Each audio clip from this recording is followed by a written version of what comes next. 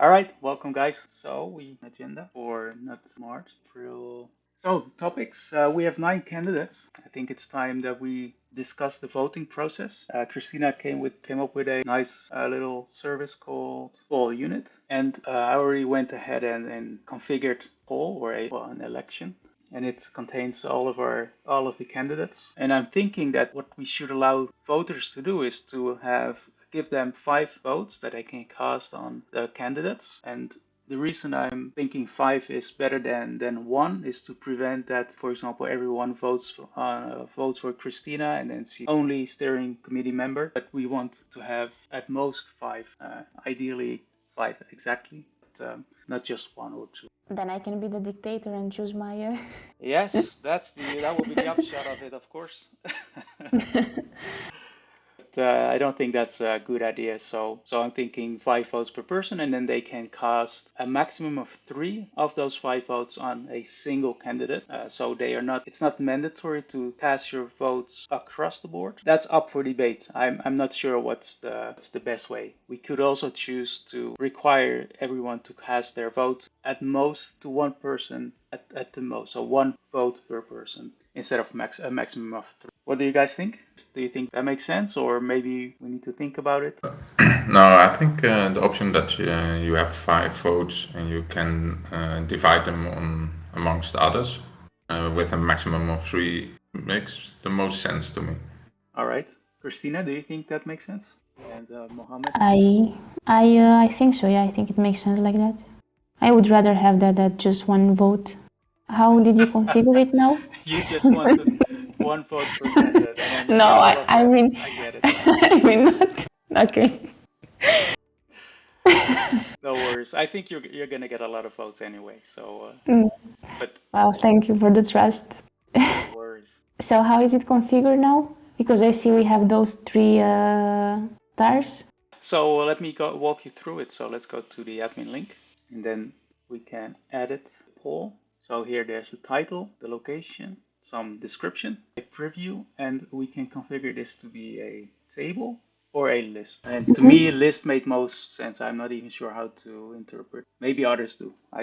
The list is nice because then you see the candidates like this, and then you can cast your vote on each candidate. And here we can configure the maximum dot. So these things are called dots. It's using a star icon, but we can change to dot or heart. The maximum number of points that a user can distribute amongst these options. So these options are candidates. A maximum of 5 candidates can be voted on, and then per candidate, per option, there's 3 dots as a maximum. Okay, sounds good. And then there's vote type. So this is voting. Probably I can change this. Oh, because it has already been voted. Yeah, I did some testing. So I basically locked this in. So this is configuration. We could create a new poll unit, of course, if we wanted to. But these are these settings. Here are the actual candidates. I added them alphabetically based on the last name. So all 9 of us. These are just theme and some effect. We can change that if you prefer the beer. Oh, the barbecue. It's Barbecue. No. It's tasty. 1 more. Wood. I like wood. Oh, there's a whole lot more. Stars. Ours is the best. We are going to the stars with Elsa, making it awesome. I agree. Yeah, stars it is. Then we can make it rain in space, or make it snow. Oh, if we can make it rain in space, then we're quite on to something. Flickering stuff. That's a little boring. Let's make it rain. I like the fireflies personally, but we'll have a separate poll on this one. Let's continue. And here we can allow comments. I actually disabled this, but somehow it got enabled again. We don't allow people to add new candidates at this point. That's disabled. We allow voting. We can have it start today and then have a deadline within the next 3 weeks, 2 weeks. On the one hand, I'm thinking 2 weeks is long enough because that is 2 weeks. But it would also be good to give as many people as possible a chance to cast their votes. I'm just not sure how visible this announcement is to the community at large. So I'm not entirely sure. If you have any opinion on this, please let me know. Let's make it 3 weeks till the end of the month, and Till the end of the month, so 30th. Or like so, and then we just start with next month with actual people. Yeah, I like that. So here I added a custom field called the GitHub username. Of course, I want the voting to be anonymous, so nobody should know who casted on whom. But at the same time, we do want to be able to make sure that one person isn't voting multiple times. Although this website keeps track of your IP address and set, but it's easy to go through some proxy server or delete your cookie and cast another vote. So maybe this is. So I was thinking maybe we should ask for the GitHub username, just as a way for us to verify that this is a valid. It's anonymized, so we don't know who you are. Of course, we know about the GitHub username, but I don't think we know for giving GitHub username what their votes are. We have to verify those, because I'm not sure, but we need to do a little test. There is also a setting to increase the protection against fraud. So this is the ultimate protection, where we send individual invitations to people who are allowed to vote, and they need to create a poll unit. So then we know each and every individual that is allowed to vote. But that's also more work. So I have to show something like this. So it may be good enough if we use the GitHub username. The GitHub username exposes to us who's voting on whom. Then maybe we should delete this and increase the protection here. And again, any input on this is more than welcome. I saw that other option that you had, that you can randomize option order. I think you should do that. It's down. More down. A bit more down. There it is. Oh, instead of doing it alphabetically? Yeah, it randomizes it. Otherwise, the lower ordered people might get less votes. Oh, for each user. Yeah, that's nice. Okay. Are you already have any idea how to invite people to the election? Yeah, so there's a participant link that we can share through Discord, through Twitter, on GitHub itself. Yeah, and then hopefully get as much reads as possible through that way. But yeah, I don't want to actually go and email individual people, because the last time I checked, there's a lot of people using Elsa, so that will be a lot of work. So hopefully we can, through the social medias, we can try and get some attention for this. And then voting would look like this. So as a user, you get this link, and then you cast your vote. So you choose at least one on the candidates you would like to see as part of the committee. And as at a maximum, you cast 3 votes. But then, of course, if this one 3, that's not allowed. So now I cast my 5 votes, but I can change that to 1, for example. I think it's nice. It serves the purpose. That looks nice. Great job, Christina, finding this one. And then we can go to link evaluation. So here we would probably see the current score, activity log, and there's some. I don't think this is the admin view. But yeah, so if everyone agrees, then we may want to start today or tomorrow after we figure out the GitHub username, because it's important that it remains anonymous in terms of who's voting for whom. Yeah, maybe do some testing till tomorrow, and tomorrow we just post this, and then we can start voting. Yeah, exactly. Okay. Oh, and if anyone has any topics they would like to add to the agenda, let me know. We can add it right now. I'm really curious about the endpoint route. So that's something indeed I want to see. Then you're in luck. I created a demo. Curious also for Elsa 3 if there is some progress in that respect or not. No progress. I started to look over some items for that. Yeah, I updated on the backlog for it's just a small item in regards the publish and those. Good. Publish, unpublish, and so on. Let's have a quick look.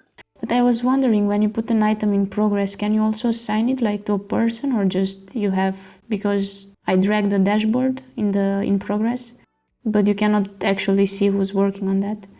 Yeah, that's definitely possible. And somebody showed me that some user, I think it was Mohammed, he showed that I think the ASP.NET Core team, they actually have columns per assignee. Yeah. So you should definitely be able to send someone. Yeah, I think you can create columns for each assignee, and then you can drag it there. Right. So right now you are assigned. Okay, cool. Do we see it here? Yeah, there you are. And we can change this to people, but there's not too many people of us actively working on this, I don't think. So maybe just being able to see what items are in progress, what are on the backlog, etc. is maybe more useful for now. Yeah, I think so too. It's good. So progress is being made. I like it. How about 2.7? Is it Ah, planned for end of month? 7 when? Let's take a look at the milestone. Due by April 3rd. I do want to try and release regularly, so maybe once a month, regardless of the number of features. At least there will be bug fixes and maybe some features, so maybe that's good. Yeah, I do want to try and release before the end of the month or around the end of the month. However, this milestone needs to be cleaned up. It contains a lot of work that's I don't think we're gonna be able to get in before the end of the month. So what we need to do is just look at these features, see how easy they are or how important they are. And of course, it depends on who wants to work on what, and then that gets some of these I know I want in, and if you want to work on something that you would like to see in the release as well, then feel free to either let me know or drag it in if you have access to this milestone and maybe assign it to your name so that everyone knows that it's actually being worked on and we know it probably make it for the release. But I want to release regardless of progress of this milestone. So yeah. Is there any plan to review some pull requests? There's an intention to review. There's no concrete plan. Though what I usually do is just go through it when I have a bit of time. Some of them are pretty big, like multi-tenancy. I'm not sure I want to merge it in as is. I haven't reviewed it in details, but it's quite a big PR, so it might take a little bit. Are you interested in any specific pull request? Sure. Yes, the one I set, the fixed composite activity timing. Oh yeah, this one. Yeah, I will have to review this one soon. Hopefully this. Yeah, sure. Oh yeah, this has to do with the workflow journal, the timing. Yeah. But wasn't this something that Simona fixed, or is this something related to other? Yeah, this is a specific issue.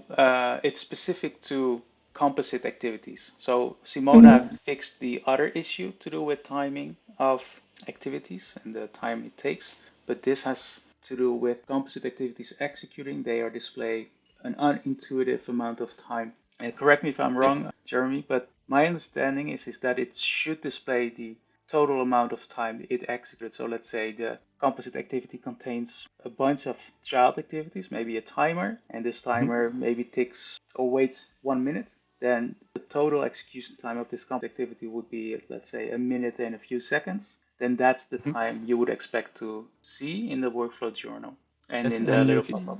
Yes, and you can see I do a lot of detail on the issue. You can see all the explanation and the test. Okay, cool. And why this is happened. Because the composite, all the activities in the composite activities are surrounded by the composite activity before and after, and that's why you see twice execution and not one, and there is no the good execution time. So this is also why the PR isn't merged yet. I have yet to read through all of this. A big issue. Okay, there is a long explanation, but just two little file change, but a long explanation. Be sure that everything is okay. Yeah, no, this is great. This is really good. Yeah, so you do want this because the PR is there. It's well explained, and you tested it, and it works. So we should be part of. Very nice. Thanks a lot. Maybe we should take a look at the new feature, an update to an existing feature, being the HTTP endpoint. As you may know, the HTTP endpoint allows you to basically implement an API endpoint or even a web page using a workflow. So instead of creating an API controller, you could create an Elsa workflow and have it listen on a certain path of your ASP.NET Core application. Unlike ASP.NET Core controllers, these workflows, these HTTP endpoints didn't support route parameters, but that's been changed. So now it does support that. So I will show you what that. To show how it works, I created a little sample application. So I'll go through that. So here we have a workflow called, not this one, but this is a submit order workflow. It's a very simple one. Consists of starting with the HTTP endpoint. As you can see here, it listens for the path customers, then a route parameter, like you would do on an ASP.NET Core controller, and then orders. And then what this allows you to do is invoke the workflow by invoking an API here. So here's an example. So this uses Postman to directly invoke your workflow through the exposed endpoint. So this is path prefix that's configured globally for the application. Ship order program here. Here I configured the base path to be /workflow, so that's why it starts with /workflows, and then whatever comes after that linked to a workflow. So in this case, the create order or the submit order here, of course, and then here I put in some arbitrary random customer ID. It could be anything you like. The system doesn't really have customers, but just for the demo. And then the /orders as it was dictated here. So what happens when I execute this body gets posted, which gets read by this activity, and that means it becomes also available to the entire workflow. So for example, this custom activity, the create order activity, can use that information to set the description of the order, for example. So here, as you can see, it accesses the endpoint, its output, and then the output is of type speed request model, which has a body that's parsed into JSON by default, and therefore I can access it like this. Here it's an expando object. It's like a dynamic value, and that maps to this description field. But this is about the route parameter, which I can access like this. So the HTTP request model I just mentioned has a new property called route values, and then it's a dictionary, so you access it by key. That matches this key here. That's how it works in a nutshell. Let me just invoke it just to show. So let me hit send.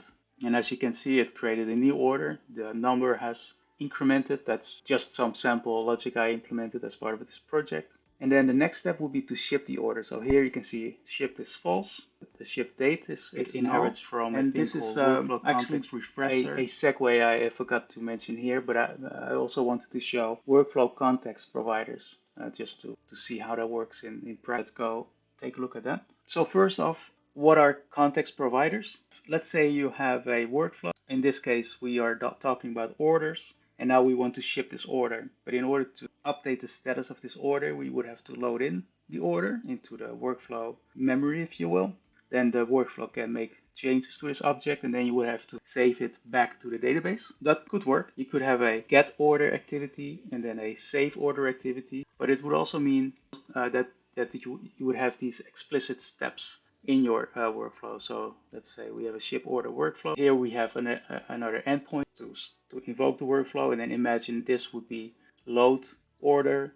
Then we determine if it was shipped or not, and then we will update the order using a custom activity, and then it will be saved to the database. For small workflows in a few steps, that will be perfectly fine. But if you have long-running workflows with more logic, then having these load and save order activities make your workflow a little bit crowded.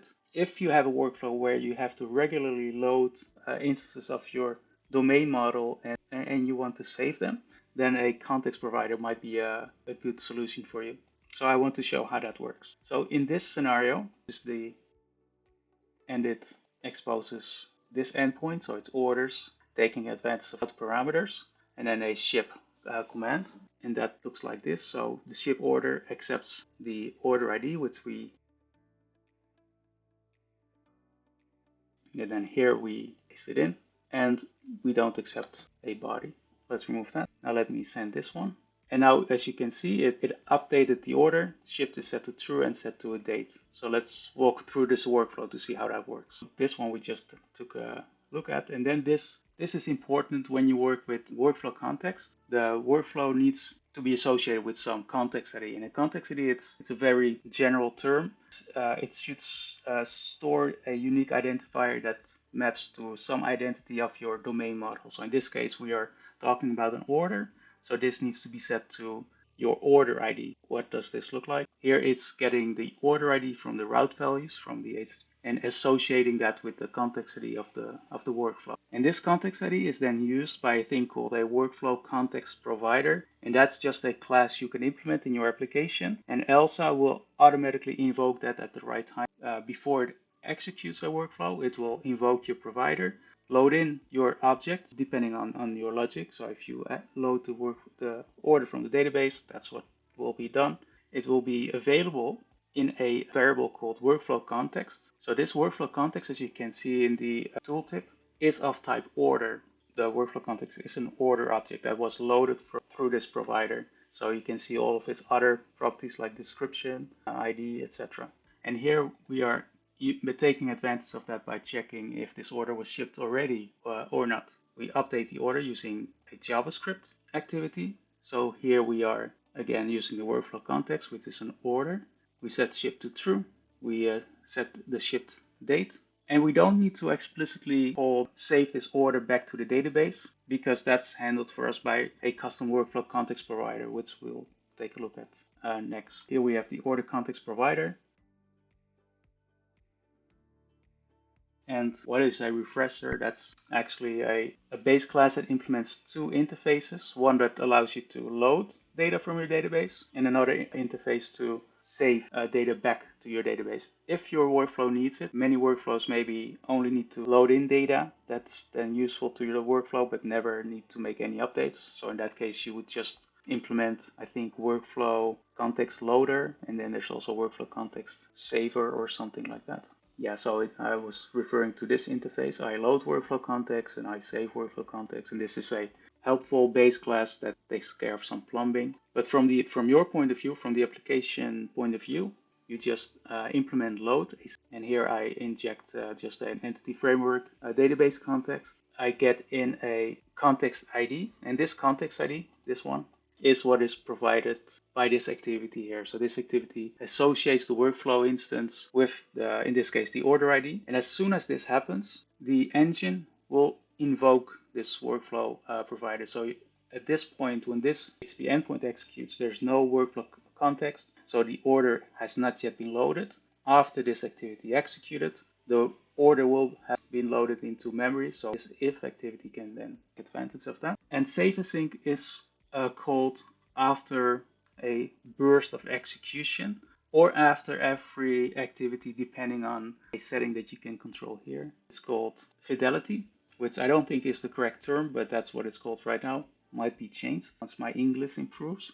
But for now, it means how often do you want to load and save the domain model, the order in this case. And if you set it to burst, which is the default, it will only be loaded once the workflow starts or whenever set context, the context ID changes. So that's also a reason for the engine to load a fresh copy from the database or whatever provider is used. And then execution continues all the way until the end is encountered or a blocking activity is encountered. And the blocking activities are activities like timers, signal received, HTTP endpoints, message received, etc. From the point it starts executing here until it encounters one of these activities I just mentioned, that's called a burst of execution.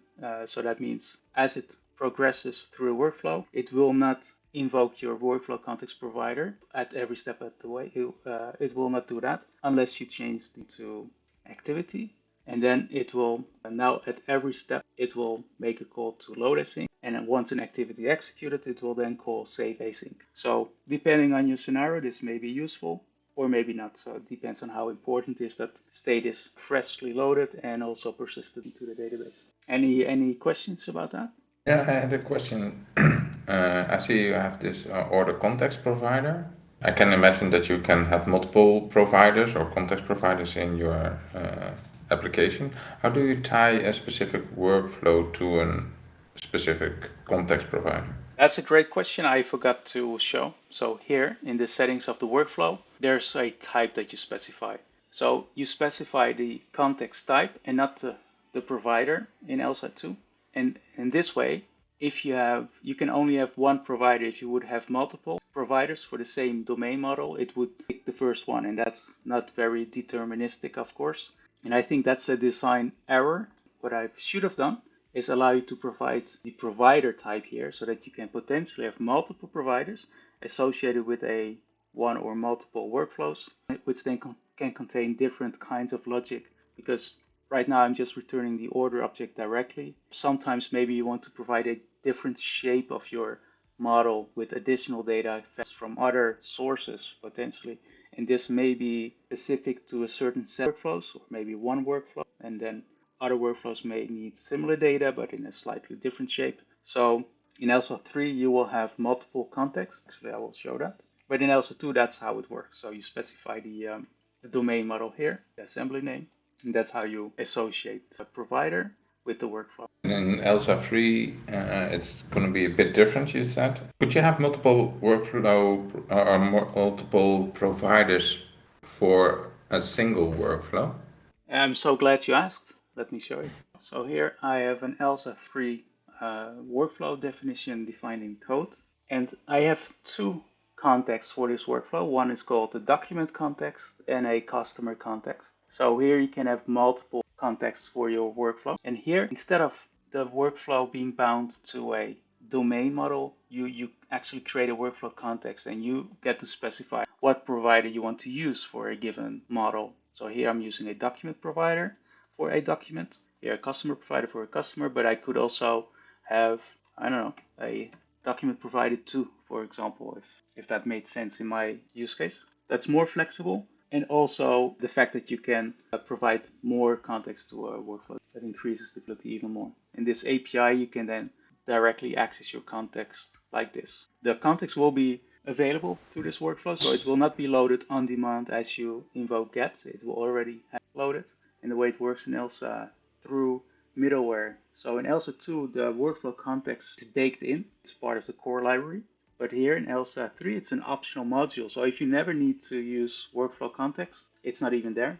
But if you want it, a little module called workflow context, and it provides a middleware. And this middleware that's the way Elsa 3 workflow execution works. It has middleware at the level of workflow execution. So there's steps you can have executed before it starts actually executing a workflow, and after, of course, and at the level of activities themselves. So as an activity executes, you can invoke application-specific logic before activity and after. But this middleware, it will look for some workflow properties. So this is an application, which is a dictionary, it's a dictionary that can contain application-specific values, and modules can leverage that by inserting module specific in this case. And here it has a workflow context collection. If not, it's just going to continue. If there is a workflow context collection, then for each of them, it's going to instantiate the associated provider, invoke its load async method. This could be your custom provider. In this case, I lost my workflow. That one with the middleware? This one. So here, as an example, here I have a document provider. So it implements load, and this is just dummy code, of course, where it accesses a database. Here it's just instantiating a new document object here, but that's all we do. So it will invoke your custom provider, each of your provider that you installed. So in this case, it will be those two, and then it makes it available to the workflow execution context. So it will be available to your workflow. Then it will actually invoke the workflow or whatever comes next in the middleware pipeline, and then afterwards, it's again going to iterate over your workflow context, and this time it's going to invoke save async. What I want to show here is that this pipeline is very extensible, and you can imagine multiple kinds of modules that take advantage of this infrastructure. On this, on line 23 and 24, I'm a bit worried about the implementation there. Maybe I'm getting it wrong, but as I see it now, you have this data document context and a customer context, and to get it, you just provide the context. For me, it seems that there is only one context ID available. So in Elsa 2, you had that context ID that you could set. Right, yeah. It seems like it's still implemented like this, that you just have one ID that needs to get the document or a customer, which doesn't seem logical to me. Yeah, so that's a good point. And at this point, there's not even any state that you could leverage to load the correct model. That aspect too is extensible. So this provider, for example, could choose to use the correlation ID of the workflow execution context. So here I'm just generating something. It could be correlation ID, which doesn't even exist. It could be a custom property or an attribute that you associate with your workflow instance. So it's not going to be limited to just a workflow context ID, because as you correctly point out, wouldn't make sense here. There's two different kinds of primary keys or two identifiers you would need, and maybe you want to load the document based on the customer ID, or maybe this will be in order for a customer. could be anything like that, and it would be up to you to determine how to access these values and what may through your providers. Doesn't even exist at this point. Yeah, actually, I don't think it should be determined by the document provider, because then the document provider needs to know the implementation details of the workflow, to know which property it should use to get a document ID or the primary key for the document or the customer.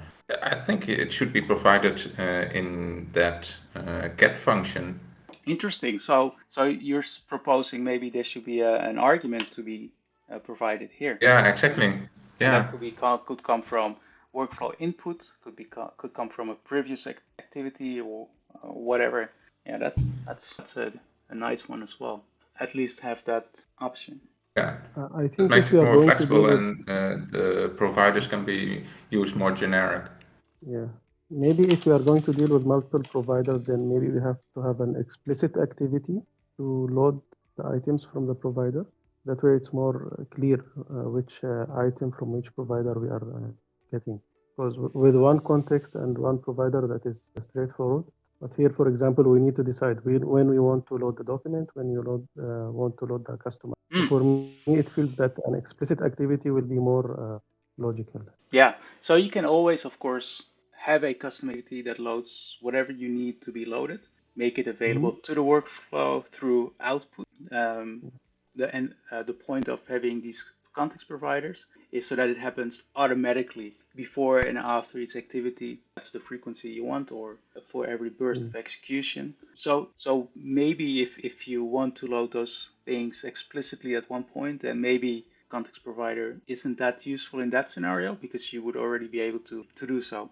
Yeah, because it's going to be quite tricky, like what you mentioned with the burst of activities. Which burst is needed, or in which context is this burst activated? Otherwise, you might have to do some alterations to, for instance, the document, and nothing to the customer, but still the customer gets saved anyways. Indeed. So these context providers primarily be used if you need the provided model throughout the workflow. If that's not the case, then maybe explicit in the workflow to actually load the object you need and then persist it again, and then that's a section of the workflow. That's the only area where it's needed. Then you don't need the workflow context. Okay, that's good. And maybe there's different structures, different strategies you could think of where you want some, like with aspect-oriented programming, there's, you can have logic that should execute for every method, for example, that executes global to your process. There could be a different strategy other than the context provider. This is just one style with the middleware stuff and the ability to associate custom data with a workflow definition, but also with a workflow through custom attributes, which are just dictionaries. You can do a lot of fancy logic, and it can be very application specific. Yeah, it adds a lot of flexibility there for different scenarios that we just discussed. I have it either in the middleware or have it in the provider. Yeah. Gives you a lot of flexibility. Yeah, for sure. Yeah, exactly. Yeah, that was my little demo about the route parameters, workflow context. Yeah, I have one question about the route parameters. So how do you deal with the ambiguity if the route parameters match? For example, if I have two activities and I provide patterns, both are matching. So are they both going to be activated? Yeah, if both patterns match, then they're not going to be activated, but you would get an error that says there's more than one workflow matching this route, so you need to fix that. Like having two controllers or controller actions have the same route pattern, then the MVC pipeline isn't able to figure out what to serve, so it's going to throw an error. And is there a way to specify the type of the attribute? I was hoping nobody would ask, because you can specify. I tried it. It will work in the sense that it will still match, but this is not actually the order ID in this case is not actually converted to an int or a GUID or whatever you would want to support. I wanted to add it, but it requires more investigation in what the ASP.NET routing APIs do internally, and I want to try and reuse as much as possible, but I wasn't able to figure that one out in time. But I want to add it in as a future update. But for now, it will always be a string.